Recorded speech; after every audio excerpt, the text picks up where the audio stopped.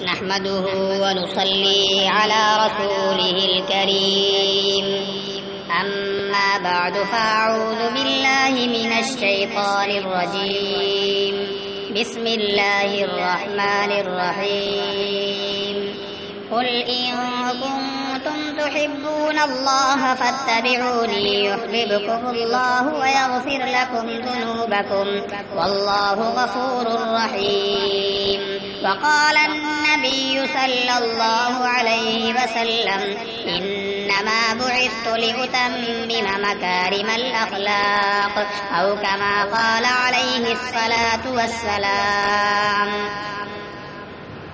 جتنے فضائل جتنے محاسن ممکن میں ہو سکتے تھے جتنے فضائل جتنے محاسن ممکن میں ہو سکتے تھے حق نے کیے سب اس میں فراہم صلی اللہ علیہ وسلم۔ علم لدنی شان کریمی خلق خلیلی نطق کلیمی، علم لدنی شان کریمی خلق خلیلی نطق کلیمی، زہد مسیحا عفت مریم صلی اللہ علیہ وسلم۔ زمزم اے ہود اس کا فسانہ نغمہ داؤد اس کا ترانہ، زمزم اے ہود اس کا فسانہ نغمہ داؤد اس کا ترانہ، اس کا ثنا خواں صانع عالم صلی اللہ علیہ وسلم۔ حضرات علماء کرام، علم و عمل کے نیر تابع اساتذہ اعظام، سب سے پہلے میں اس بات کی شکر گزاری کرنا اپنا فریضہ تصور کرتا ہوں کہ آج کے اس عظیم الشان اجلاس میں مجھے امام الانبیاء فخر رسل ہادی عالم خلاصہ کائنات احمد مختار رحمت للعالمین سرور کونین محمد عربی صلی اللہ علیہ وسلم کی سیرت پر کچھ دیر لب کشا موقع عنایت کیا گیا ہے، لیکن میں حیران و پریشان ہوں کہ سیرت طیبہ کے کس گوشے پر کلام کروں، آفتاب نبوت ماہتاب رسالت کے عکس جمیل کو کس طرح دکھاؤں کہ وقت کی تنگ دامانی اور اپنی کم مائگی کے باوجود کچھ دیر سیرت مبارکہ کی جھلکیاں دکھلا سکوں۔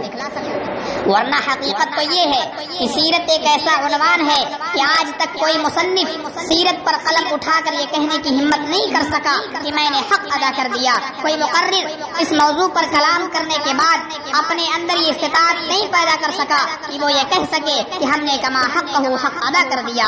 کسی شاعر نے مدحت نبوی کے بعد اس کی ہمت نہیں کی کہ وہ دعویٰ کر سکے کہ ہم نے اپنی شاعری کے ذریعے نبی آخر الزماں کی پوری تصویر کشی کر لی ہے۔ حضرت حسان بن ثابت رضی اللہ عنہ نے بالکل سچ فرمایا تھا، وَأَحْسَنَ مِنْكَ لَمْ تَرَ قَطُّ عَيْنِي وَأَجْمَلَ مِنْكَ لَمْ تَلِدِ النِّسَاءُ وَأَحْسَنَ مِنْكَ لَمْ تَرَ قَطُّ عَيْنٌ وَأَجْمَلَ مِنْكَ لَمْ تَلِدِ النِّسَاءُ خُلِقْتَ مُبَرَّأً مِنْ كُلِّ عَيْبٍ كَأَنَّكَ قَدْ خُلِقْتَ كَمَا تَشَاءُ۔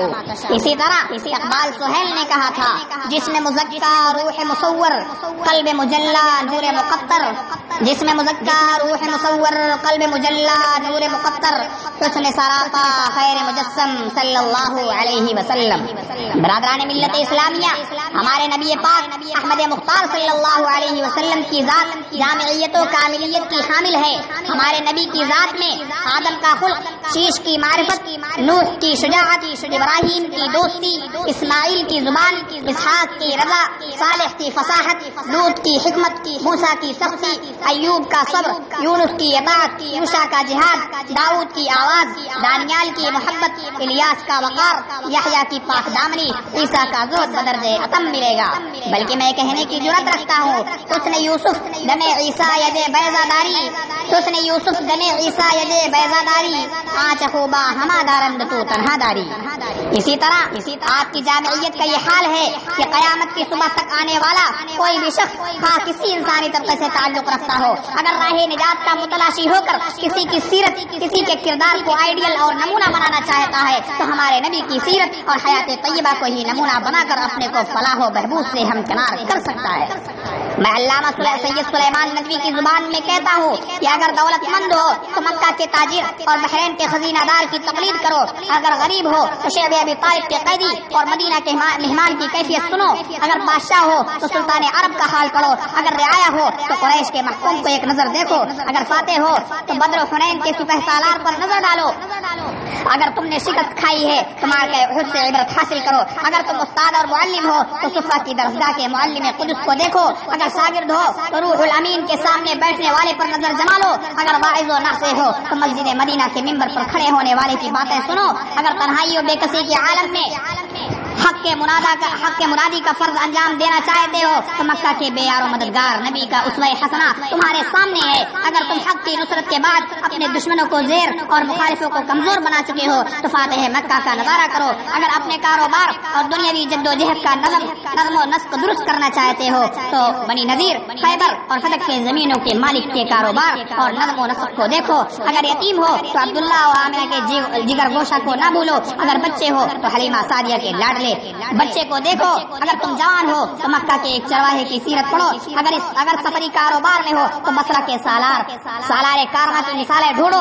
اگر تم بیویوں کے شوہر ہو تو خدیجہ اور عائشہ کے مقدس شوہر کی حیات پاک کا مطالعہ کرو. اگر اولاد والے ہو تو فاطمہ کے باپ حسن حسین کے نانا کا حال پوچھو. تم جو کوئی بھی ہو، اس حال میں بھی ہو، تمہارے ظلمت کھانے کے لیے ہدایت کا چراغ اور رہنمائی کا نور محمد صلی اللہ علیہ وسلم کی جامعیت کبریٰ کے خزانے میں ہر وقت اور ہمہ دم مل سکتا ہے. ملت اسلامیہ کے جالو، آج کے اس اجلاس میں اپنی بات ختم کرنے سے پہلے موجودہ دور کے ظالم و جابر لوگوں کے نبی پاک صلی اللہ علیہ وسلم پر بے بنیاد جملہ اعتراضات کا جائزہ لینا چاہوں گا. بالخصوص یہ کہ محمد عربی صلی اللہ علیہ وسلم نے تلوار کے زور پر اسلام کا چراغ روشن کیا ہے. تو میں صاف لفظوں میں اس بات کو واضح کر دینا چاہتا ہوں کہ محمد عربی صلی اللہ علیہ وسلم پر اس طرح کا اعتراض کرنا سورج پر تھوکنے اور سفیدی کو سیاہی بتانے کے مرادف ہوگا. ہمارے نبی عین جنگ کے میدان میں بھی یہ حکم دیتے ہیں کہ دیکھو، کسی بچے پر تلوار مت چلانا، کسی کمزور کو نشانہ مت بنانا، کسی مذہبی انسان کو تحقیر نہ کرنا. اور خود قرآن بھی اسی کی تعلیم دیتا ہے. وقاتلوا فی سبیل اللہ الذین یقاتلونکم، کہ اللہ کے راستے میں ان لوگوں کو قتل کرو جو تم سے قتال کریں. ہمارے نبی کی پوری زندگی اس بات کی گواہ ہے کہ ظلم کرنے والوں پر بھی آپ نے محبت کے پھول نچھاور کیے ہیں. علامہ اقبال سہیل نے بجا فرمایا تھا، راہ میں کاٹے جس نے بچھائے گالی دی پتھر برسائے.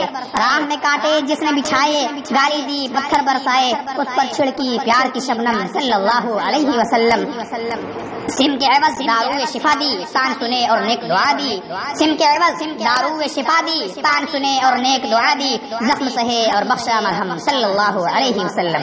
ایسی پاکیزہ سیرت و اخلاق کے بعد بھی اگر کسی کو اعتراض نظر آتا ہے تو اسے یقیناً اپنے علاج کی فکر کرنا چاہیے. کہیں ایسا تو نہیں کہ تعصب کی عینق نے اس کے ذہن و دماغ کو مختل کر دیا ہو. بس میں انہی معروضات کے ساتھ رخصت ہوتا ہوں. باری تعالیٰ سے دعا ہے کہ ہم لوگوں سیرت نبوی کو اپنانے کی توفیق عطا فرمائے. وآخر دعوانا الحمدللہ رب العالمین.